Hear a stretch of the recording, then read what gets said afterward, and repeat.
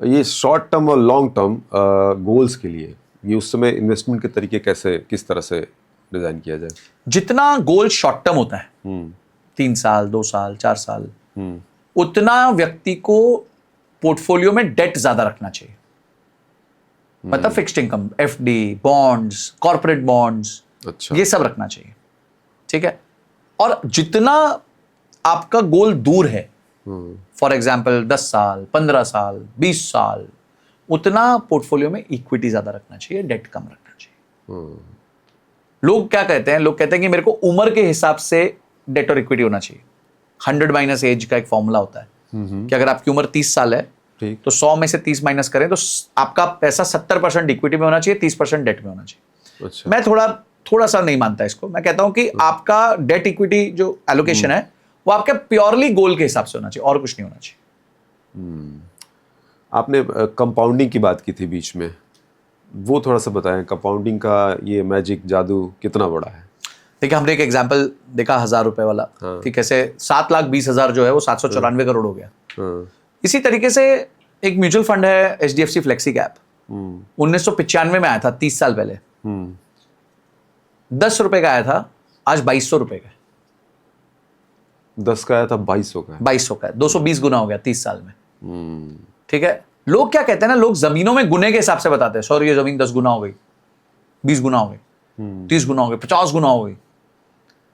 कोई भी mutual fund को गुने में नहीं बताता, वो रिटर्न्स में बताता है। सर साल का 20% रिटर्न बना, तो अचानक से लगता है यार म्यूचुअल फंड को रिटर्न ही नहीं दे रहा, यहां देखो 20 गुना हो गया। अरे वो 20 गुना 10 साल में हुआ, 20 साल में हुआ, वो तो देखो कितने साल में हो, भी तो देखना पड़ेगा। तो यहां भाई 220 गुना हुआ है पैसा। तो ये पावर है कंपाउंडिंग का। बढ़िया। पैसिव इनकम के बारे में थोड़ा बताइए। पैसिव इनकम ये मतलब है, ट्रूथ है, या फिर ये बस कहने वाली बात है? बिल्कुल ट्रूथ है। एफडी भी पैसिव इनकम है। एफडी से पैसिव इनकम हो सकती है, कॉर्पोरेट बॉन्ड से पैसिव इनकम बन सकती है आपकी, म्यूचुअल फंड्स के सिस्टमैटिक विड्रॉल प्लान से आपकी वो बन सकती है, पैसिव इनकम बन सकती है। तो पैसिव रेंटल रियल एस्टेट से पैसिव इनकम बन सकती है। अगर आप कोई शेयर्स पकड़ के बैठे हैं और उसके डिविडेंड्स अच्छे आ रहे हैं तो उससे पैसिव इनकम बन सकती है। पैसिव इनकम तो किसी भी चीज से बन सकती है। वेल्थ को अगर लेकर बात की जाए, वेल्थ क्रिएशन को लेके, तो क्या वहां पर सेफ शॉर्टकट है कोई, या फिर वो लॉन्ग टर्म का ही खेल है? देखिए, वेल्थ बनती ही लॉन्ग टर्म इन्वेस्टमेंट से, शॉर्ट टर्म इन्वेस्टमेंट से नहीं होगी। हो ही नहीं सकती। कंपाउंडिंग को टाइम ही नहीं मिलेगा ना भाई। 3 ही चीजें ना, कितना पैसा डालते हो, कितने रेट पे कंपाउंड होता है और कितने देर तक होता है। तो जो देर तक है वो तो पावर में है, बाकी सब मल्टीप्लिकेशन में। तो सबसे बड़ा फैक्टर टाइम है। हमारे को क्या कंपाउंड इंटरेस्ट का फॉर्मूला सिखा तो दिया, समझाया नहीं किसी ने कि वो एक्चुअली वर्क कैसे करता है। शेयर बाजार लोग देखते हैं और आज तक फोन में सारी चीजें हैं, तो लोगों को मन करता है कि हम भी उसमें वो करें, लेकिन कौन से इन्वेस्टर्स आपके हिसाब से उसमें फंस जाते हैं? जिनको गेट रिच क्विक होना है, आज 10 रुपए, कल 100 रुपए, फिर 1000 रुपए, फिर 2000 रुपए। देखिए, वॉरेन बफेट की ना एक बात, बहुत सारी बातें बहुत अच्छी हैं, बट एक बात मुझे बड़ी पसंद आई थी। उन्होंने कहा था कि अगर किसी को भी रिश्ता लंबा निभाना हो, किसी के साथ भी, आपको पार्टनर के साथ, फ्रेंड के साथ, तो क्या एक चीज है जो सबसे ज्यादा इंपॉर्टेंट है? तो सबने बोला ट्रस्ट होना जरूरी है। बोलते हैं ये सब बकवास है, साइड रखो। अच्छा। बोलते एक ही चीज जरूर है, एक ही चीज जरूरी है। वो क्या है? कम अपेक्षाएं, लेस एक्सपेक्टेशंस।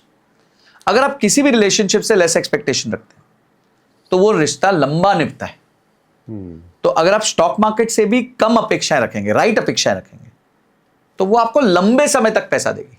अगर आप सोचेंगे ये मेरे को 2x 3x कर देगी, तो फिर सारा पैसा लूट के चली जाएगी और फिर लोग बोलेंगे ये तो गैम्बलिंग है, ये तो वो है, ये। डायरेक्ट ट्रेडिंग में लोग ज्यादा पैसा क्यों खोते हैं जबकि उन्हें लगता है कि वे इन्वेस्ट कर रहे हैं? देखिए, वही है, बिना सीखे अगर आप मार्केट को ट्रेड करोगे तो जो बेचारे 5-5 10-10 साल से लगे हुए हैं, 20-20 साल से लगे हुए हैं, वो पागल तो नहीं है। जमाने और जिंदगी निकल जाती है ट्रेडिंग सीखते सीखते।